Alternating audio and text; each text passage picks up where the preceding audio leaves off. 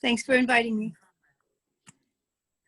All right, so we just started the recording. Welcome everyone to Urban Devi August edition, August 15th. We're so excited to have you all with us today. We have a very special guest. I know I say this every single month because every single month is a very special guest. But I really actually very much mean that every single time that I say it because every single month is a very special guest. Today we have Dhanya Rico with us. Um, and she's going to speak about self-care as soul care. And I'll let her share with you more about that. But I just want to tell you a little bit about her. She's a second generation practitioner of Krishna consciousness or Bhakti Yoga. So that means that her parents practiced this and she grew up in the movement. So she's been practicing Bhakti since she's been in the womb. So she was born and raised in Caracas, Venezuela, and she holds a master's degree actually in counselor education and holds a specialist degree in couples and family therapy. She aims to help individuals and relationships thrive with deep spiritual principles at the core of the therapeutic experience. And in addition to traditional counseling modalities, she also is passionate about developing therapeutic tools that incorporate Bhakti principles and practices as a means of reconnecting with our true selves. She's also a singer songwriter, super beloved. I love your CD so much, Danya, and listen to your music. And she's traveled the world sharing Bhakti teachings and performing her original musical compositions, as well as collaborating with the renowned Kirtan group, the Mayapuris, who her husband is a part of. Her dad is also a Grammy Award winning musician himself, so it runs in the family. And Danya currently lives in Alachua, Florida with her husband Bali and her year-and-a-half-old beautiful daughter Namamalia as part of the ISKCON New Raman Reddy community there. So we'll get to hear a little bit more from her. Now I'll go ahead and turn it over. Thank you so much, Danya, for being with us today. And I'll just say one more thing. Her presence also, her energy and her presence and her joy is so uplifting and such a joy to be around. Every single time that I've gotten a chance to hang out with you a little bit, I've felt just your presence being very strong and grounded and mode of goodness and uplifting and inspiring at the same time. Jai, thank you so much. The devotees, they see with the eyes of potential. You see the greatest that someone can be, and you hold them in that space. And I think that's how we grow. Honestly, I think any merit or success that I could have in my spiritual process has been because devotees have held a vision for me, and then I can grow into that. So thank you for saying that, Champak, and yeah, thank you guys so much for having me. I feel so privileged to be here. I see a few familiar faces, which is very exciting because I didn't know who was going to be here today, but I'm very pleased to see a few people that I know and to get to know a few people that are new. And of course, my obeisances and respects to Rukmini Prabhu, who is the matriarch of this community. Thank you for bringing me along and allowing me to serve and be a part of this beautiful Sangha. Anyways, I just wanted to offer my obeisances to Srila Prabhupada, who is our teacher, our guide, and our greatest example of what living bhakti is and can be. And to all our spiritual teachers for paving the way and allowing us to take on this practice that sometimes it blows my mind. When you were saying second generation, I was thinking, that's like not a long time at all. Second generation means just one person back. No one in my family knew what bhakti was or who Krishna was or, what a kirtan was. Like, I've been saved. And they have this expression, which is kind of weird, by the skin of my teeth, which what does that mean?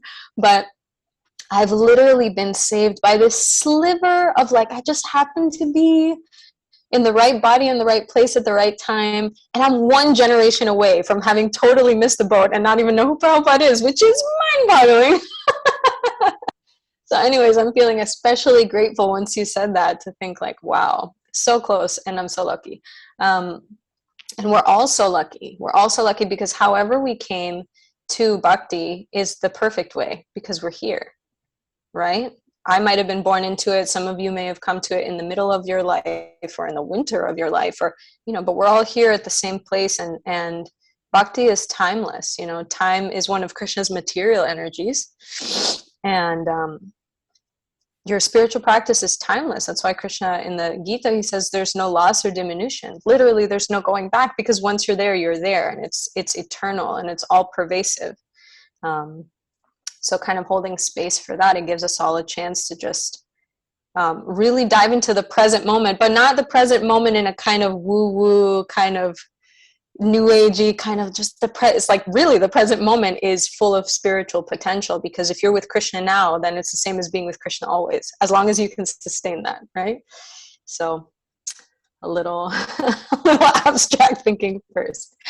Anyways, I wanted to go ahead and jump into self-care is soul care. And what does that mean, right? Part of the reason why I bring this up is because, as Champak said, I'm a counselor. And so I often work in the realm of people getting acquainted with their issues and getting acquainted with some of the things that they want to work on and grow through. And naturally, this means that they have to take care of their relationships, and they also have to take care of themselves. And in doing that, I think the more maybe like information has been exchanged, especially with the internet and social media presence and that kind of thing, self-care has become like a hot topic. But I find that it's very often misunderstood, or it could be mismanaged depending on one's intentions. So self-care can sometimes be sort of packaged in a way that basically just fits the narrative of Western society's consumerism and capitalism and self-centeredness, and basically what are my needs? What do I need? How do I need to relax today? And then we get the kind of prototype self-care things, which is a glass of champagne and a bubble bath when I've, and then like a pedicure. And so not that there's anything inherently wrong with any specific form of self-care, although we could kind of dig into that a little bit more.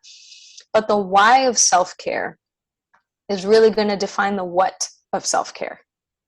So why am I caring for myself? And what do I understand to be the self? And this is kind of the conversation that I think would be really helpful to have, because that's really going to define our activities, and it's going to infuse our activities with either spiritual potential, or it's just going to be another material activity. And so I think as bhakti practitioners, it would warrant some contemplation. So when I work with people, I define self-care as activities, behaviors, or practices that recalibrate my nervous system so that I can attend to my spiritual goals again.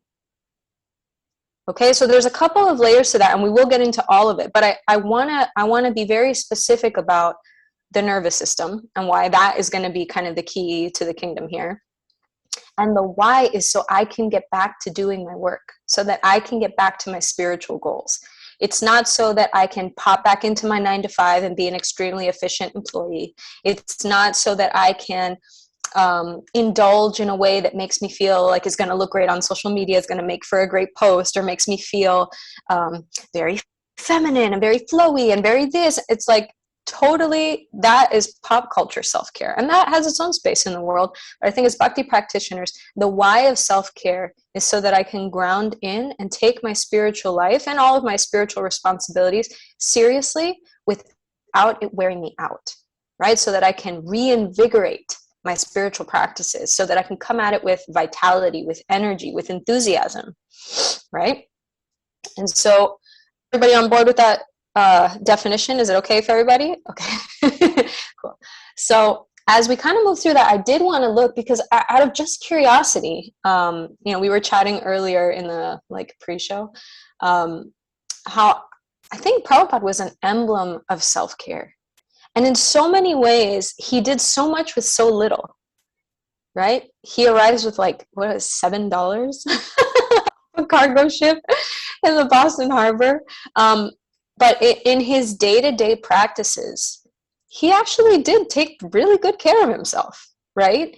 He did things, for example, like receiving massages, because he realized that it would help his circulation due to his heart conditions, and that vigorous oil massages gave him the energy and the stamina for his own tissues to be able to sustain the very rigorous schedule that he was keeping for himself. So on one hand, we have Prabhupada sustaining this discipline and this rigorous schedule that I don't know anyone who could sustain that. I mean, he was literally powered by spiritual batteries. There's no way only material source of energy could sustain that. And he's producing like hundreds and hundreds of pages of literature over the course of a very short span of time, just a little over a decade, basically. And so something like a vigorous oil massage on a daily or almost daily basis was obviously something he found important, because he made time in his day, even with all the things that he had to do to receive it, nourishing himself properly, making sure that the food that he was eating was what his body was able to digest, and that it was offered, and that it was cooked properly, and that it was served properly, and that he could honor it in a way where he had peace and quiet as often as possible. You know, Yamuna Devi in many of her writings of Prabhupada, and I think this has been the experience you mentioned, Shuddha Rupa Prabhu was also speaking, that Prabhupada had such a specific mood that he would generate when he was honoring prasadam, so sanctified food.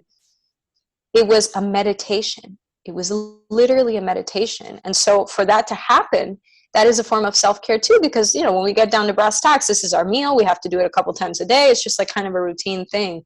But with the right consciousness, our self-care very much does become soul care. And Prabhupada honoring prasadam is such a clear example of that.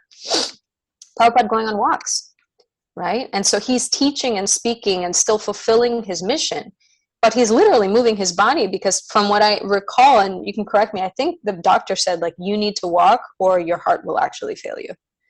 So that walking was not optional. It was a medical recommendation, but he took it as an opportunity, actually. And some of the most beautiful memories that you hear from Prabhupada's students are moments that they had with him when they were walking. So it's a medical recommendation, but it becomes transformed when it's infused with that spiritual energy. And Prabhupada was so expert at that. So these are just a few examples, and I pulled up a couple of times when Prabhupada mentions in room conversations or in different encounters with his devotees, you know, he says, we maintain the body nicely, taking care of the body, you know, it's so important, take care of the body, but we take care of the body for the reason that we shall go back and engage this body in the service of Krishna. So that's literally the definition that we're working with. And he says, that is our main objective. It is not what we simply care of the body and there is no need of Krishna consciousness. It's that we do it to engage the body in the service of Krishna. Now, this sounds like strictly body care, right? But then in my realm of work, we're working not only with the physical body or the gross body, which is like my tissues, my bones, my, you know, we're working with the subtle body. And the subtle body is part of the material machine. It's my mind, it's my intelligence, it's my false ego. And so the part that we have access to, let's say consciously, is going to be the mind. And so the mind arguably would need as much or more self-care as the physical body, right?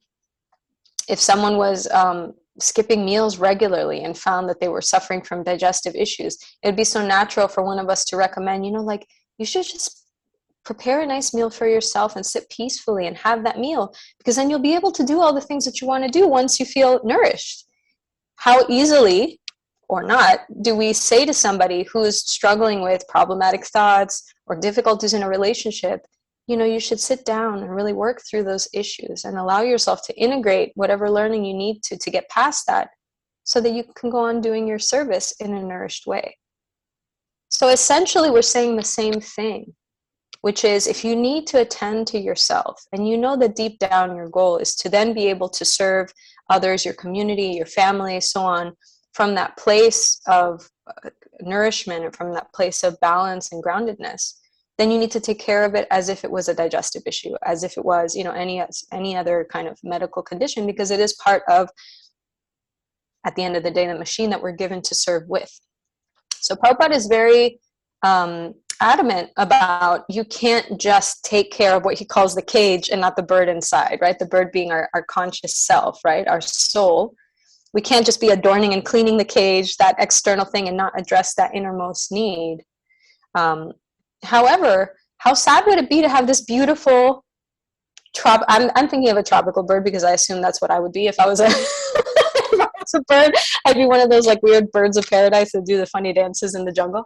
So how sad would it be to have one of those, you know, very vibrant birds of paradise doing this kooky kind of mating dance, and the cage is filthy? What would that say? What would that say about the owner? What would that say about the value of that bird? That I only value the bird inside, but their living space there is just kind of like an expression of lack of care. That seems also backwards.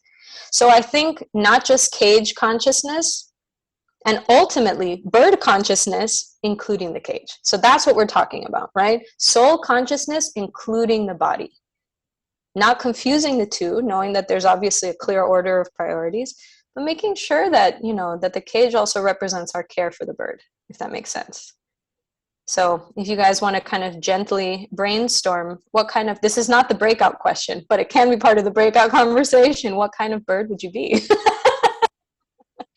You can start imagining that little bird of your heart, and knowing that Paramatma sits as the other bird, right? That's described in Bhagavatam, that there's two birds in the tree, and one bird is ourselves, our little Atma, and the other bird is Super Soul, just watching and waiting and witnessing. So what bird would you be, and what bird would Krishna be? That might be a nice meditation for today. So kind of to get into some of the counseling concepts that I thought would be helpful. We're talking about the nervous system, right? So the nervous system exists in three basic categories of state, right?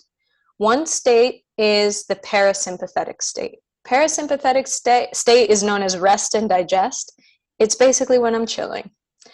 It means that I'm open to receiving new information. My body is not on high alert. All of my bodily functions are kind of like in alignment. I'm approachable. My facial expressions are pretty relaxed, right? And so this is known as it's called ventral vagal. It has to do with the vagal nerve, which kind of travels throughout the body and informs all the tissues of what's going on with all the other tissues, so to speak. So it's like a messenger nerve. So ventral vagal means basically I'm in a relaxed state, and this could be I make eye contact, my voice is kind of like relaxed, my thoughts are peaceful, curious, open.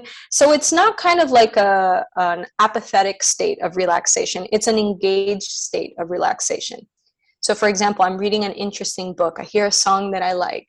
I feel my heart opening in kirtan. I'm looking at the deities and I see their beautiful garlands. I'm like, wow, I wonder what flowers those are. And I wonder who made it. So that kind of openness, curiosity, engagement, kind of willing to do the dance with life, that is the ventral vagal or parasympathetic state. The worldview that kind of sits behind that is the world is safe. I'm safe. I can handle, right? I can manage. So it's not that everything is perfect. It's also not kind of a utopian state of mind. You're not checked out. You're very much tuned in, but you're saying things are manageable. I can. It's possible the world is ultimately safe. That means I can make good decisions. It means that I can think critically, but it's not something that's kind of bogging me down. Okay, so that's the parasympathetic state. That's the state that we're aiming for. And that's not a constant state, I'll say.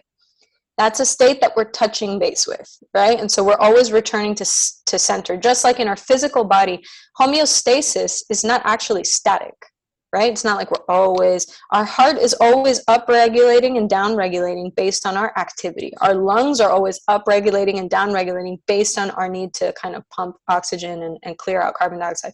Our circulation is our blood pressure from minute to minute. We stand up is one thing, we sit down is another thing. So that searching for center, but knowing that center is kind of the way that I'm meant to operate, that's homeostasis for the body. And then, parasympathetic response is homeostasis for the nervous system.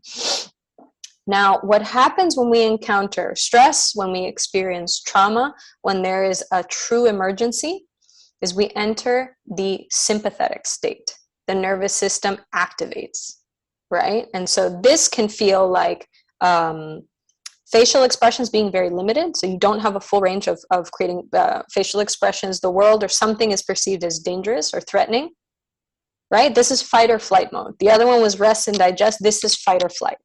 This is literally like I'm starting to engage, and you can actually feel your sympathetic system start to turn on, right? For example, I get very warm. I might get a little bit shaky. I start feeling tension in my jaw. I feel my shoulders kind of start to hike up.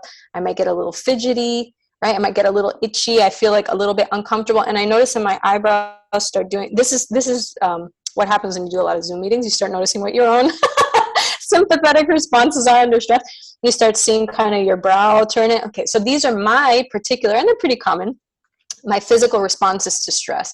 My thoughts might speed up, or they might really slow down because I'm scanning for danger. The thoughts are generally more hostile or paranoid. There may be anger, there may be sadness. Life generally feels like overwhelming, unmanageable. I'm not able to think clearly. I'm not able to make decisions. I'm like a little bit like confused, but I'm going really fast. Things feel out of control. So this is a sympathetic nervous system. Now, this is not always a blaring siren of sympathetic nervous system response. Very often, and especially at the pace that our current lifestyles are sort of programmed to be at, that sympathetic response can actually be a low hum that's always going on in the background. I'm always a little tense. I'm always a little stressed. I'm always a little bit holding tension in my eyebrows and my jaw. I'm always a little hot and always a little bit in a rush. And I always think something's about to go wrong. And so I'm a little bit nervous most of the day. So this is not always crisis level stress.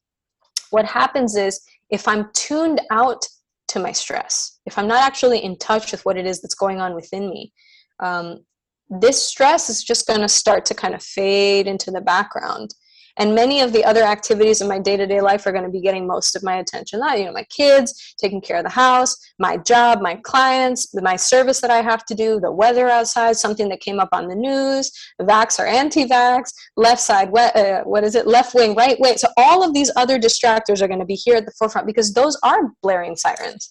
And to the extent that I engage in social media, or I'm checking the news often, or I'm around people where these topics are like very common topics of conversation, that siren is going to be blaring louder and louder. And my own little voice of like, hey, have we eaten today? I'm a little tired.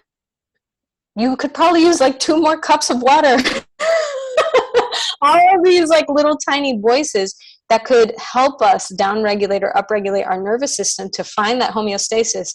I don't even hear that voice. I don't even hear that voice. I'm checked out. So many other things are loud. So it's important to know that this sympathetic response, if it's not attended to right away, what can end up happening is it becomes my steady state. That becomes my new normal. And actually being peaceful can start to feel a little uncomfortable, right? Or I can become skeptical of peaceful moments because I'm like, well, in just a second, I'll probably hear something terrible in the news and I'll just kind of go down the rabbit hole again. So this persistent sympathetic nervous system can actually lead to this third state, right? Which is known as dorsal vagal. And that is the shutdown mode. Because we have a finite amount of material energy that we're working with, it's actually unsustainable to be stressed for that long. So what happens is we tune out. We start feeling disconnected from ourselves. We feel disconnected from other people. I feel apathetic, lethargic, uninterested. I have no energy. My thoughts can feel hopeless. I feel like, what's the point, right? I don't make a difference anyways. They call it, I love this term actually. It's so accurate. They call it doom scrolling on social media, where you're just scrolling and it's literally just a feeling of impending doom. You're just like, there's nothing positive to see in this world, right? So, and what ends up happening is even my nervous system, my facial expressions and my vocal tone, they start to experience that as well. I become monotonous, flat, unexpressive, right? I feel inaccessible to my friends and family, and they feel inaccessible to me, and kind of like nothing's worth it. This is the shutdown mode, right? So that's what happens when the sympathetic nervous system happens like too long and I'm not attending to my needs. So essentially what we're doing by self-care is we're trying to, it's not that we're not trying to experience sympathetic response. Sympathetic response is a healthy, wholesome way to respond to acute stress. What we want to do is process that stress so that we can avoid the shutdown mode and we can bring ourselves back to the parasympathetic response, which should be our balanced, grounded state. Is that cool with everybody? I know I kind of just like blah, blah, a bunch of information. Is that okay? Okay, cool. Thank you.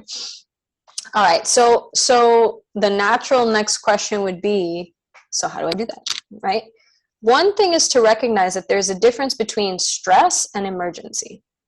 And this is a really big distinction that I work on a lot with the people that I see in therapy or that I teach in groups, which is the sympathetic response is designed, again, for acute stress and for emergency. So let's say there was like a tiger bursting through the living room door right now. It would be insane if my sympathetic system didn't turn on and respond to that, because it's a genuine threat, right? Or if I heard my kid fall down, I would have to run out. That fight or flight is extremely useful. So we don't in any way want to down the sympathetic state, but we want to make sure that we know that it exists in a context. It exists for a purpose. So what I like to implement in this moment of having a stimulus where my natural response is that sympathetic response is what we call in therapy the sacred pause. Sacred pause means let me take like 3.5 seconds to say, is this an emergency? Or can I give it some other name that's more accurate? Okay, do I not like this, or is this an emergency? Is this like highly inconvenient and annoying, or is this an emergency? Is this painful? Is this painful and like bringing up a lot of maybe serious deep down issues, or is it an emergency? So when you start getting accurate about what just happened, what was that stimulus that just happened, I can start to inform my nervous system of, we didn't like this was hurtful, this is painful, I'm annoyed, I don't have energy for this, I'm confused, but it's not an emergency. But it's not an emergency. And so when I say it's not an emergency, I now have access to more resources besides fight or flight. When you have an emergency, really the only resources you have, they say, are fight, flight, or freeze. Right? Those might be the 3 only options that we have in a true emergency. So the lion bursting through the door, something terrible happening to a kid, or something like that. Those might be the only resources that are really helpful in those moments. But if I'm feeling something else, and this is why it's so important for us as kind of practitioners to become familiar with emotions language, to get accurate with emotions language, is to start saying, well, how do I feel? What is happening right now? So that observer mind, that's what, Krishna in the Gita, what he describes as being the intelligence, right? He describes that our senses, the ways that we interact in the world, are like horses. And that unbridled, they run wild, especially on something crazy like Facebook, where it's just like nonstop sensation and stimulation and whatever, right? The reins are the mind, right? The mind is what kind of, has the capacity to. It's not that it automatically does it. If you just put a rein on a horse, the horse can still run free, right? The reins are what has the capacity to kind of hold in and give guidance to those senses. But the charioteer, the driver, that's the intelligence. It's the one who's guiding the mind. So this is what we're doing. We're becoming the charioteer rather than just being the bridle that's just like kind of running along being whipped with the horses. There's no sense in doing that, right? I'm not my senses, I'm my mind. Well, what's going to happen with that? What happens when you're just like the reins? If you can visualize what the reins are tied to a horse and the horse is just running wild, well, what happens to you then? That sounds awful. So the idea is that we become the charioteer. That we become the charioteer means, hang on a second, mind. What just happened there? What was that feeling that you just encountered? Let me get specific with my language. Let me get specific with what is happening in this situation. Let me tune into my body. What is happening? For a charioteer to be efficient, they need to know what's happening with each of the horses. They can't just throw a blanket statement out there like, the horses generally need this, horses generally need that, they need some water, they need some rest, they need to be massaged. All horses are kind of the same. These horses, are all non-different from one another. So just ride. I don't know I'm not like a charioteer expert. I don't actually know charioteers in my real life, but if I had to imagine what an expert charioteer acts like, he would actually have a very intimate personal relationship with all of his horses to know in which ways they were different, in which ways they were unique, and the individual specific needs of each horse at any given time. And if you've ever seen anybody interact with animals, you see this is kind of true. You see people with pets. I don't have a pet, but I see people with pets and I'm like, how did you know that the dog needed that at that precise moment? It's because there's care. It's because there's care. There's that kind of personal relationship of I really get to know this animal. I really get to know this being and see what it is. I'm tuned into their needs. So if you follow that analogy into the realm of self-care, each of our senses is represented in the Gita as a horse. And these horses are naturally wild. But if I get to know them, then the way in which I care for them and get to, right, use the reins to kind of channel a higher purpose. I'm going somewhere with these senses. I'm going somewhere with my chariot. There's a mission that I'm meant to be fulfilling here. I need to figure out what these horses really need. Because if the horses are not on board, I'm going to think all my power resides in the reins, right? But if the reins and the horses are working together under the direction of the charioteer, then we're kind of working in harmony. So that's really all we're doing here. And it's important for us to know that the nervous system is that, the horses. It's that group. It's our body. It's what we're working with. So it's not tuning out of the body and staying just on the mind platform. And it's also not staying only in the body and then forgetting what our higher purpose is or what our mission is, where these horses are going, where the chariot's going. So is everybody okay with that? Is everybody following? Yeah, super. Okay. So getting down to brass tacks, what this usually means, and this is what I recommend in a lot of the sessions that I work in, is developing a personal and flexible self-care plan that addresses each and every one of your senses as a way of regulating your nervous system so that you can get back to your spiritual mission. Okay? So we're kind of trying to like bring it all home and tie it all together. So the reason why I say personal is because what works for me might not work for somebody else, and vice versa. And that's okay, right? You know, for my husband, for example, like a cold shower just kind of like zaps him into motion, right? For me, like a nice, just like 30 seconds in a warm shower where I can kind of just like relax and like kind of, you know, like unload the tension in my upper back and my shoulders. That's actually what does it for me. And there's kind of no right or wrong way. It's just whatever. We're both doing different things, but for the same reason. So we can kind of de-stress a little bit and get back to it. All right. So personal, it has to be something that actually works for you. And this might take some reflection because we don't want to fall into the very stereotypical forms of self-care. It has to be a bubble bath. It has to be a, you know, whatever. And we also want it to be specific to right now. Self-care that might have worked for me 10 years ago, 15 years ago, might not fit right now, either because I don't have access to it or because maybe my own likes and dislikes have changed, my needs have changed, right? So we're allowed to kind of grow and evolve and also have seasons. My self-care at the end of summer here in Florida looks like very different than what it looks like in the middle of February. And that's appropriate, right? Most indigenous or traditional healing modalities address that our body and mind needs shift according to the seasons because we're very connected to nature in that way.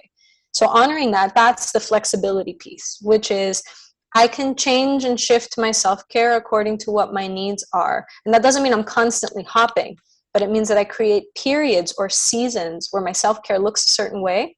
And then if that needs to be adjusted, again, in a different season, be it because I'm traveling, my needs change, the weather changes, whatever, then I have the capacity to adapt. I'm not clinging to my self-care.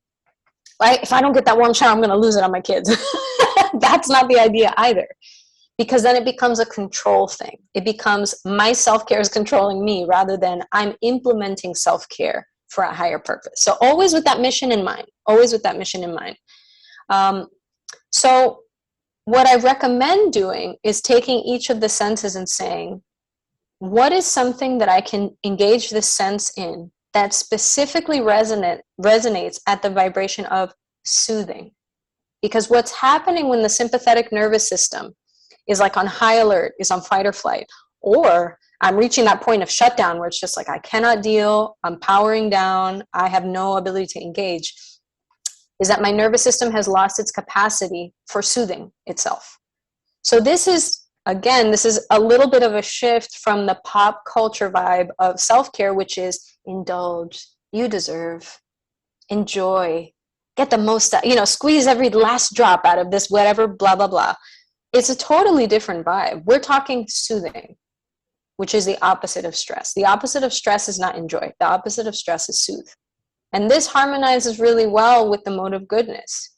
The mode of goodness is looking for peace, tranquility, equanimity, quiet. It's quieting the mind, right? It's not I have a sad song on in my mind, and so now I'm going to blast a really loud, happy song in my mind, because then that's just two sides of the same coin. We're not trying to hyperstimulate ourselves. We're not trying to numb out from our problems. That's another self-care trap, right?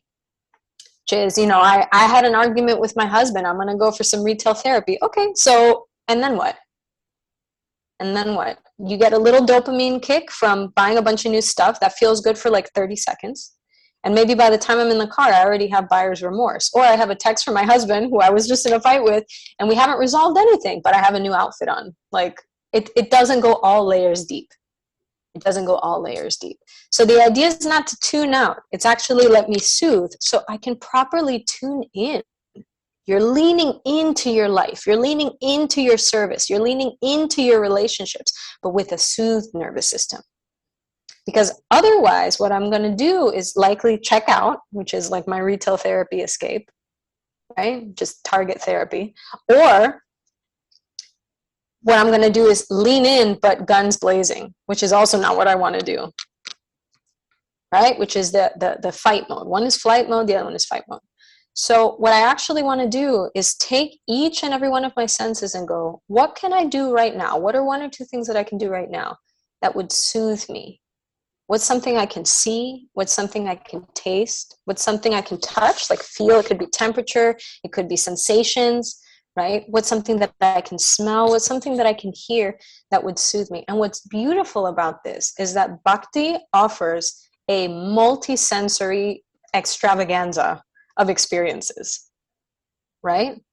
If you're standing in front of an altar, right, your home altar or a temple altar, all five of your senses can almost immediately be soothed by something, right? They're offering incense, you smell the incense. They're waving a fan to the deities and you feel that kind of cool breeze, or you just even feel the marble under your feet. These are really basic, simple, tuned in sensations, right? You allow your eyes to kind of rest on some part of the deity, even just like a little piece of cloth, or watching how like one of the flowers kind of flits about with the movement of the fan, right? You can hear the arti bell, or you just hear silence. You ever walk into a temple room and nothing's happening, and it's like the best form of worship you've ever heard? Because you just get that moment of silence and you realize like, I could live in this bubble of quiet forever, just me and the deities and like no sound experience at all. Or you hear a beautiful melody, or Prabhupada softly chanting in the background, or you hear the pujari, the priest, offering like kind of softly mumbling prayers under their voice. And you say, this is not just happening. This can soothe me. This can soothe me. Krishna is accessible. Radharani is accessible. To my senses, what an incredible blessing.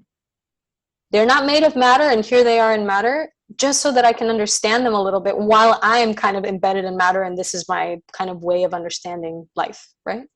So what an incredible gift. And it doesn't have to be bhakti specific, because again, if you're just kind of addressing your nervous system for the nervous system's sake, it's grounding in so that then you can get back to the thing. So I don't want us to think that, you know, if I'm not standing in front of an altar, or if my thing to soothe my vision is not like reading the Gita, then there's something wrong with me as a devotee. No, that's not the idea at all. What I'm saying is, if you want to bridge it to things that you already find beautiful, soothing, relaxing, peaceful, inspiring in your spiritual life, then that's an awesome way of infusing it. Okay, but other examples could be, I look at the ocean, I hear the sounds of birds chirping or running water. I turn on the fan in the room and I feel that against my skin. Or I take essential oils on my fingertips, let's say like rosemary, peppermint, something that's like nice and invigorating, and I just inhale it, and then I give myself like a really vigorous scalp massage for like 20 seconds. It changes your whole vibe, And the reason why is because I cannot, in a true emergency, right? Remember what we're combating. We're combating my nervous system's response to say, I read this post on Facebook where one of my dear friends is violently verbally attacking another one of my dear friends. This is an emergency. You want to tell your nervous system, this is awful, and I'm so sad about this, and this is very triggering, but it's not an emergency. It's not the same as an emergency. It doesn't have to activate that fight or flight. How do I know? Because here I am with essential oils on my fingertips, and I'm giving myself a scalp massage. Well, that's not what people do in an emergency. So you're giving your body information. You're not trying to convince your mind. It is, it's not, it can be, it does. Is it an emergency? What if I'm traumatized? It's not that. It's saying, I can do more than fight or flight. I can feel stressed, I can honor my feelings, and here I am giving myself a scalp massage as a way of soothing myself, because what I just encountered was actually super unpleasant. I'm not going to not honor that, but I'm also not going to get stuck or bogged down by it. I need to get back to my spiritual mission. My spiritual mission, I mean, I don't know if any of you guys are like a Facebook moderator by profession, but if you're not, your spiritual mission is likely not tied to moderating Facebook arguments. Thank Krishna that that's not my job or any of you guys' job. So you can do other things, and that's what informs your nervous system of like, hey, this is not an emergency, let's get back to business. Okay? And the key word to that is soothing. So is everybody following? So that would then carry over into each one of the senses: my sight, sound, smell, touch, taste. Did I miss one? Maybe not. Okay, so anyways, all 5 of the senses. So what I was thinking we can do as far as breakout groups, I don't know if there's anything I need to do to make this happen or if you guys got it, but I was thinking for our breakout groups, let's really like create some accountability, which is name 1 or 2 things for each. Okay, Champak's got it. You guys are the best. Let's name 1 or 2 things we could do for each one of our 5 senses that resonates specifically at the vibration of soothing, so that when we feel that sympathetic response, right? What happens to me, right? And maybe that can actually be the first question. The first question are, what are my telltale signs that my sympathetic nervous system has been activated, right? So I gave you some examples of mine. I get warm, I get jittery, my thoughts race a little bit, I get tension in my jaw, and my brow starts going like, woo. I kind of start getting like cave woman facial expressions. So that's what happens to me. So if you want to take a moment to just kind of reflect, what are my telltale signs, or what might be my telltale signs that my sympathetic nervous system has started to come online? Think racing heart, clammy skin, warm skin, shaking, stuttering, a difficulty to get the words out, tension anywhere in your body. Really do like a full body scan from the top of your head to the tips of your toes. Where is the tension right now as I'm feeling activated? Do I feel angry? What emotions are coming up, or what kind of like instincts to protect myself are coming up? Okay, so that's question number 1. And question number 2 would be, what are 1 or 2 things I can do for each one of my 5 senses? Simple things, right? That I can do that would help me soothe in that moment. Not as a way of canceling out what I'm feeling. That's not what we're doing here. We're not burying our feelings. We're saying, for me to truly understand how to deal with this stimulus, for me to truly lean in, my nervous system has to be on board. My nervous system has to be tuned in. And the way that I do that is by soothing it. Because if my nervous system's not soothed, it's heading in the direction of shutting down. It's not heading in the direction of participating. Right? So this is in no way negation of stress. This is engaging with stress, but it's engaging with stress in a functional, tuned in, balanced way, rather than engaging with it and like a part of me is trying to check out like as soon as possible. Does that make sense for everybody? The 2 questions. So how do I know that my sympathetic nervous system is starting to kick in, fight or flight? And then what are things that I can do for each one of my 5 senses? At least, 1 thing, but let's try for 1 or 2 things that we can do that will soothe each one of those senses to kind of bring myself back to center. And let's say that these are things that I can do maybe just for like the next month or 2, right? Summer season. So this doesn't have to be your be all end all kind of Bible of self-care. It just has to be, what am I doing right now that's accessible, simple, portable, accessible, doable. Okay. So if you guys want to jump into your breakout rooms and maybe discuss that, then we'll have a few minutes to do that. And then we can kind of, do we come back and share, or do you just share in the breakout rooms? We come back and share. Got it. Okay. Yeah, if that works for you. Totally. Okay. Yeah, I'd love to hear. Yeah.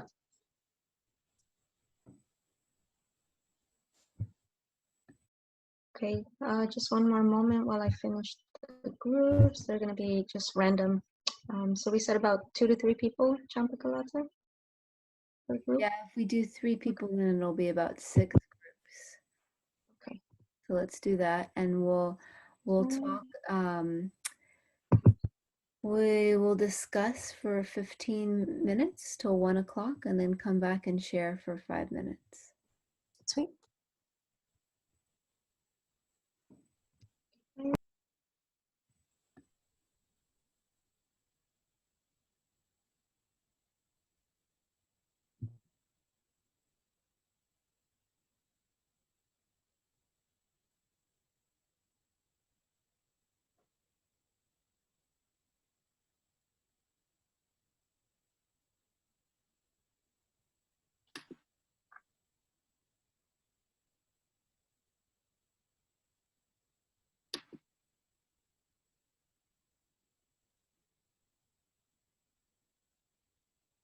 Are we a breakout room? Going. Champakalato, can you pause the recording?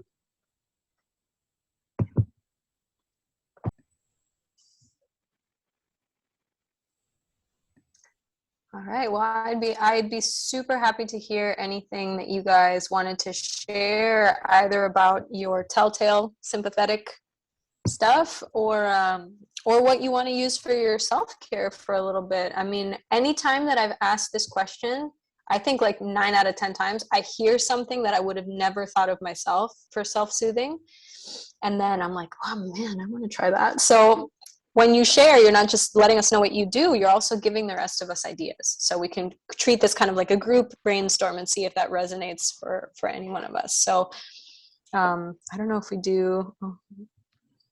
We can just, it will be, Andrea has her hand up. So I think Okay. just, you guys can put your hands up and then we'll call on you just so that we just can stay, yeah, just a little organized. Oh, go ahead, Andrea. Hare Krishna, Dhanya. Hi, Ivo. And Hare Krishna to Rukmini and everybody else. Thank you for putting this together. I actually I feel like a little bit of a misfit because I started experiencing all the symptoms of, now I know, parasympathetic state in trying to think about soothing myself. And I was sharing with Sydney, who was in my group, how like I actually started feeling like sweaty and like palpitations and like wanting to like leave because I could not figure out my soothing. So I'm just wondering if I'm a misfit or what's going on with. Yeah, so definitely being asked a question on the spot and to self-disclose, it could very easily produce symptoms of stress. So you're not a misfit. It's always a little strange, right? I do a few of these Zoom calls, every few weeks, every few months, and I'm never not like a little warm and a little like, whoo, a little flustered when it happens. So for somebody to ask you something that is actually quite personal, right? What could be more personal than our self-care? What could be more personal than our self-observation of our nervous system? It makes sense that you might need to take a pause. Now, what I would say is there's a lot of room for exploration then, right? It obviously triggered something, and that's fine for it to trigger whatever. But what I might suggest is maybe taking some time to journal about this throughout the day and to start noticing what might soothe me, right? Sometimes we feel like these have to be the definitive, right? The Bible. This is the Bible of what soothes me. And if I don't have that lavender essential oil, I'm going to be unhinged the rest of the day. So that's not the idea. The idea is maybe lavender oil. Maybe, right? So that very gentle, tentative, experience. And one of the ways in which you'll know that a certain practice, well, we talked about this in our little breakout room. One of the ways that you know that a self-care practice would likely be beneficial is that you start feeling soothing just contemplating it, right? In Bhagavatam, they talk about how contemplation of the objects of the senses creates attachment. So just thinking about something that you're going to enjoy creates that desire to enjoy it. You don't even have to be in front of it. Like I dream of my, my dream partner, and already I love them. I don't even know who this person is, but I'm already attached, right? Or I dream of the stress that's going to come Monday morning because I have to start work and I have such a long day ahead of me, and it's not even Monday, but I'm feeling that stress now. So the contemplation of things that soothe me start to soothe me now. Like one of the participants in our group was talking about just laying in the grass and looking up at trees and the backdrop of the sky and just feeling that, like, right? And I was talking about how for me seeing the ocean, I don't live near the ocean at all. I live smack in the middle of Florida. So I think of the ocean and immediately I start like, right? Then I put a YouTube video on of the ocean and I'm even more like, woo, okay. So that's how I know that the ocean is probably one of my self-soothing visuals, is I start feeling it in my body now. So that might be a cool exploration. Totally not a misfit response at all. It's just what happens when I contemplate this? Can I start kind of resonating with a little bit of soothing? And then what happens when I directly engage with it? So it could be a really cool homework assignment of let me check out a few different stimuluses that I think might be soothing, and is that accurate? Is that okay?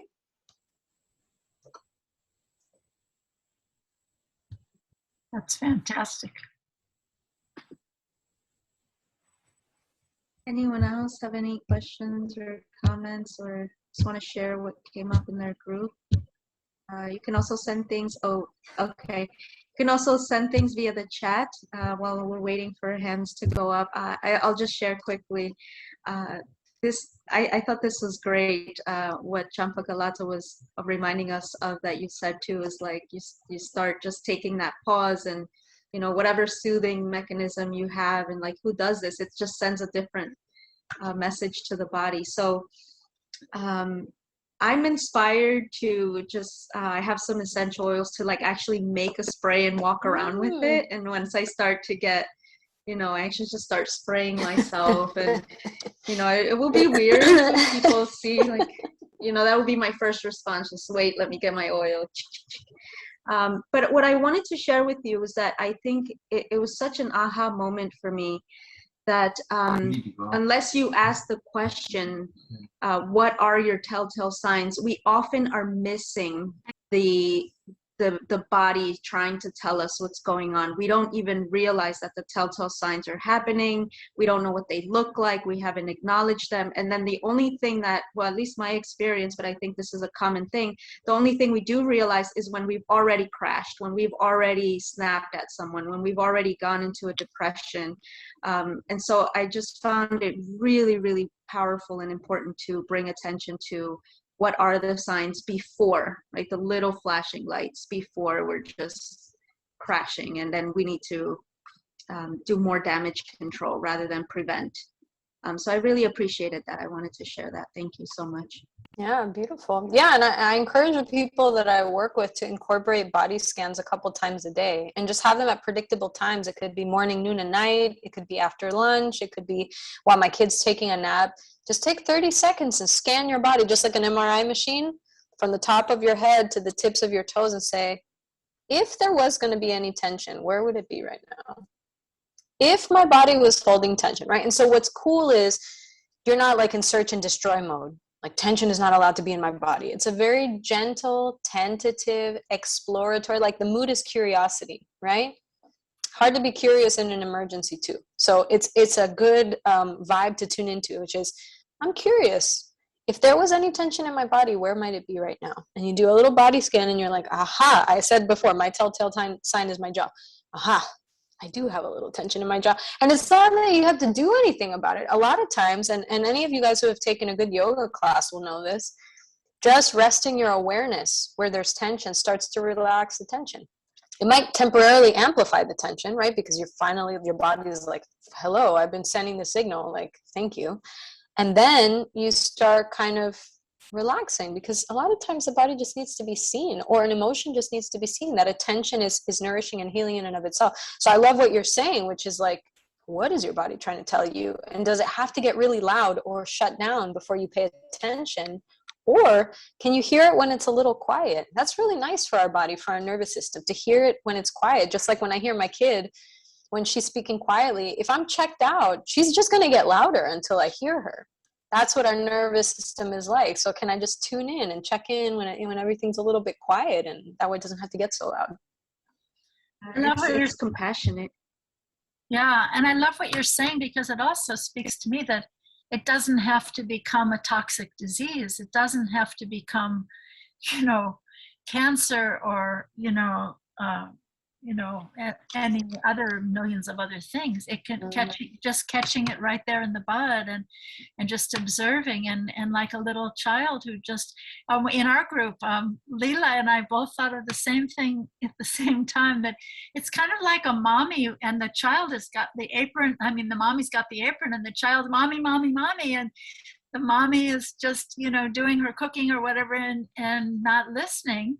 But to really pay attention to those little signs before they become crazy. Yeah, it's, to me, I love what you're saying, because it's like a mind, body, spirit thing, and it's connecting so scientifically the science of the emotions and the mind and the intelligence, and how do we connect the dots? I find this super helpful. Grateful. I love the sacred pause. That's my favorite thing. Yes, because also I was just mentioning in our group that that, we become I'm too sophisticated. I'm an adult. I don't have time for a pause. And That's I've right. seen this and I've done this, and I don't have time to look at bugs or butterflies or sunsets because I'm a grown-up person now, and I have so many commitments. No, and that's why we age. That's why we do, get old, because we're not observing and pausing for these beautiful messages from Krishna, really. Yeah, that's it's such a beautiful, the way that you said it was so beautiful. And there is that kind of, I shouldn't because I'm old and I have, things that I need to do and I'm so important. And so I'm wondering, it's healthy to ask, who is sending me these messages? And is that the altar that I worship at, right? Is it consumer capitalist society that wants me to go and be efficient and to be fast and multitask and you should this and you should that? And is it Facebook that's telling me that? Is it is it TV? Is it the news? Like, was it just some random politician who was talking about, how productivity and blah, blah, blah? So what is that the altar that I worship at? Or do I worship at the altar of, just thinking of our acharyas? I was thinking the other day, when you read the Chaitanya Charitamrita, which is a biography of Lord Chaitanya's life, he went in the ocean every single day in Jagannath Puri at least once. Right? And I was thinking about that. I was like, that is self-care. I mean, obviously when you're Lord Chaitanya, everything is self-care because you are the living self, but he went in the ocean every day. He could have just been in the temple chanting japa. He could have just been in an extent, but there was something about, and he took time to take meals with people. And he was careful in his relationships with people. And he heard people out, and he was curious about other people's meditations. It was such an example. And he lived a renunciate life. What to speak of those of us that don't? I'm not a renunciate, right? There's austerity in my ashram, but it's not the ashram noted for renunciation. I'm in the grihas, I'm a householder, right? So what to speak of those of us that are embedded in relationships and that are embedded in the care of others? We have to exemplify that with care for myself. The other thing that I'll say is, when you're a householder, and this is, I'm a baby mom, not just because I'm the mom of a baby, but because I feel like as moms go, I'm an infant. But I think that in my baby momhood, one of my realizations has been that my kid's not going to do anything that she doesn't see me do. It's not enough for me to tell her, like, okay, Nama, like, you got to relax. I know that you're upset, but take some deep breaths. Like, she doesn't care what I have to say. She wants to see me taking deep breaths, and then she'll be like, okay, that's the thing to do. So if we're going to model this for anybody, and so much of this is the importance of how we model for relationships and others, we have to be doing these things. I can't just theoretically contemplate the importance of it. I really have to do it. And that moment of sacred pause, one of the most beautiful things that I've seen Prabhupada do in videos or interviews, and it's funny that so many of Prabhupada's students and disciples also catch this in his body language. He would pause. I mean, Prabhupada was like rapid fire answering some things, but other times, especially when things seem to be particularly significant, he would stop and he would look at the lines on his hands, and he would even touch them sometimes, right? And he would just study the lines on his hands and then answer. What an elegant sacred pause, right? Who knows what was happening? It's literally, it feels almost offensive to try and jump in and imagine what's happening there, but what a sacred pause. And how tuned in to his own being, where he was so in his spiritual mission and so in his spiritual mood that his body was just a reflection of that. So him looking at his own hands, it was almost as good as answering the question, because that sacred pause is pregnant with all of his realizations, and he was able to just, take that moment to, it's beautiful. I think if we really study our acharyas, even though there is this emphasis on we're not this body and renunciation and doing more with less and simple living and high thinking, there is a simplicity and a high thinking in taking care of our physical bodies and our subtle bodies in this way. Anyway, it's just some of the things that came from your super beautiful realization. Thank you, Rukmini Prabhu. I don't want to yak so much, but I just was also thinking that as women, as devotees, sometimes we think, well, I have to show how much I love my children, and I have to show how much I love Prabhupada by being in this frenetic mood. But what you're saying about modeling self-care is so, so important, because you might think, oh yes, my mother loved me, but she wasn't taking self-care, so I don't take self-care. So that's so deep in my psyche. Of course they love me so much, of course I love my kids, but I'm so stressed that I'm yelling at them, or I'm not taking time to hear them, or assuming, that's a big one, right? Assuming what they are saying to me, but I'm not really listening. So it's so urgent, not only for ourselves, but for our communications with the people that we care about, which should be everyone, I think. Totally. Yeah. And what also comes to mind, and I've had this conversation with my own mom, because my own mom was amazing, and she's like the definition of a super efficient career woman, single mom, loving, beautiful presence. And definitely there was that tendency towards, self-sacrifice, to the point of perhaps even self-neglect. And I wondered aloud to her, if this is how amazing you were not taking care of yourself, how amazing might you have been if you had been taking care of yourself? Right? So not thinking that it's going to be less, it actually means you could expand into the 8th dimension by by taking care of yourself, because you'll be more revitalized, right? And there can be a prayerful mood that goes with this. It doesn't have to be disconnected from our spirituality. We can really pray and say, Krishna, I do want to give to others, and I do want to serve. And there is some self-sacrifice implicit in any healthy relationship. So may this self-care actually do what it's supposed to do, which is just recharge my batteries so that I have a full well to pull from. And if there's that prayerful mood, then we're kind of onboarding our higher power, so that we're not just kind of aimlessly kind of wandering in the dark trying to figure out self-care, other care, people care, children care, community care, right? We're actually saying, okay, somewhere I have to incorporate myself in this. So Krishna, please guide me in that. Please guide me in that. And there could be a lot of prayer in this self-care experience. The other thing I'll say, since you mentioned that frenetic mood, I bring this up a lot in session, is that studies have shown that there's something called open tab syndrome. So when you have a bunch of open tabs in your browser, like in your internet browser, your browser runs slow because it's just as too many, right? There's one part of our brain that is programmed to start new tasks. There's another part of our brain that's programmed to complete tasks. They're two separate parts of our brain, but we have to be using them in conjunction, because what ends up happening in the world of high efficiency, productivity, go, go, go, consume, everything new is better, so on, there's a lot of emphasis on opening tabs and there's no emphasis on completion. So there's a myth that multitasking makes me more efficient, but all the studies that are coming out now are showing that multitasking is a myth.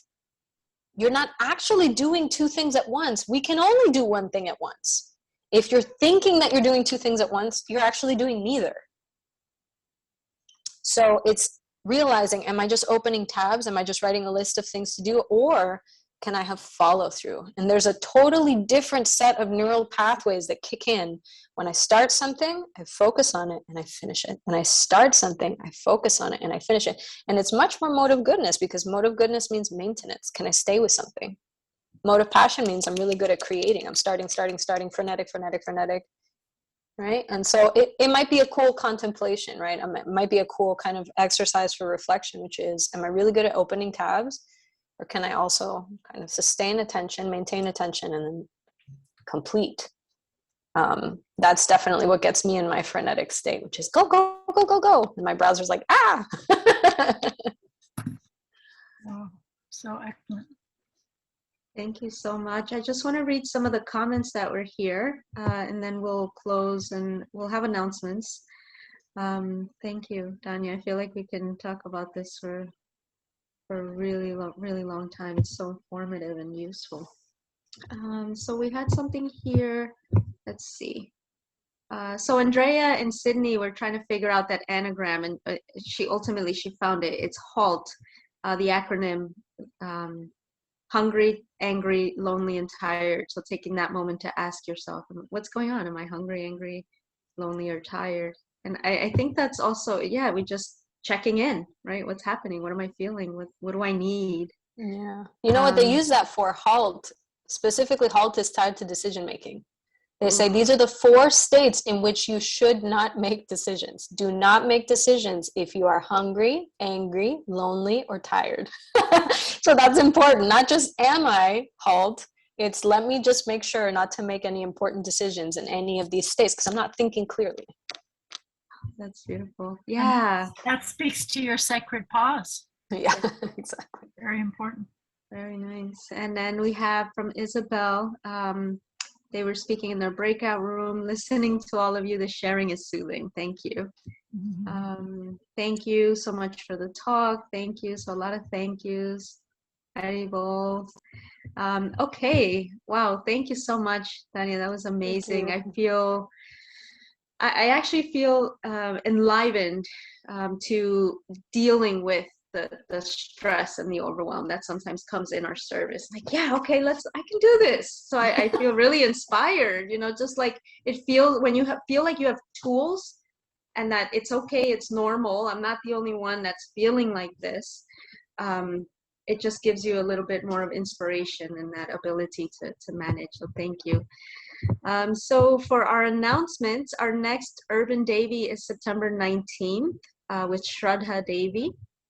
And just a couple more announcements for August, that Balaram Jayanti is on August 22nd, Janmashtami is on August 30th, and Srila Prabhupada's appearance day is on August 31st. So a lot of things going on, I'm sure. Stay tuned for classes, talks with Sanghas, with Rukmini. Yeah, and another thank you, a bunch more thank yous. Thank you so much. I always learn so much from listening to you, Dhanya and Rukmini. Thank you, Dhanya Mataji, for this wonderful class, and everyone in association. Thank you. Love all the beautiful insights. So many. Thank you so much. This has been amazing. Hare Krishna. Yeah, thank you. Thank you guys. Thank you for your participation and for creating the space and for inviting me to be along. You guys are all such an inspiration to me. Thank you. You're a godsend. You're an angel in our lives. So now we just have to grow roots and wings and join you in your angelness. So thank you so much. Haribol. Haribol. Thank you guys. Thank you all so much. Dhanya. Thank you all so much. Haribol, thank you very Haribol. much. Nice meeting everyone. Hare Krishna. Hare Krishna. Okay, bye-bye. Thank you.